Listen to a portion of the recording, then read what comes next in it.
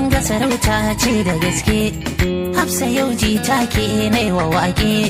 Hafsa ta shiki taka nan a take. Zuciya da amana Hafsa dauke. Zuciyar mai ciwo Hafsa wanke. In duhu ya ratsa Hafsa haske. Me abin mamaki Hafsa kenan.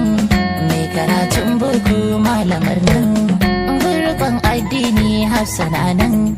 Mai masoya da yawa jaruman nan. Tashi Hafsa ki juya ba irinki. Kainuwa daga Allah yadda zaki. Mai fada da cikawa ina kiranki.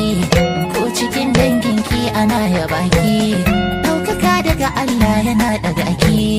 Cinki na yarinya irin halinki. Yanzu zana yi waka ta gimbiyar mata. Hafsa mai alkhairi ke kiranta. Mai rawa kai rawa ina kidanta. Zamani ne nata ina yabata. An gwada an gane ba ta cuta. Ba ta kallon magiya in sun taɓa ta. An buga an barta yanzu gata. Dogaranta ga Allah ya tsare ta. Walƙiya ta haska ɓangaranta. Mun ga hasken Hafsa mai zamanta. Ko ruwa ya kawo zai tsaya ta.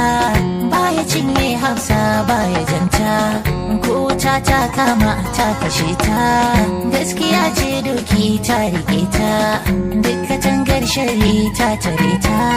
Zuciyar alkhairi ne nufinta. Mai rubutu ita yau zai rubuta. Mai karatu Hafsa zai karanta.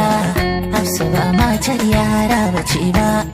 Hafsa ba maganar ƙarya take ba. Hafsa ba layin boka take ba. Hafsa ai ba mummuna bace ba. Hafsa bakin al'umma take ba. Wanda sunan ba wasa bane ba. Tunda ba kowa za a yi kira ba. Sai su wance da wance kun ji babba. Yanzu jirgin sama ya zo ya sauka. Hafsa shi yayi niyya za ya dauka. Gashi jirgin ruwa ya zo iyaka.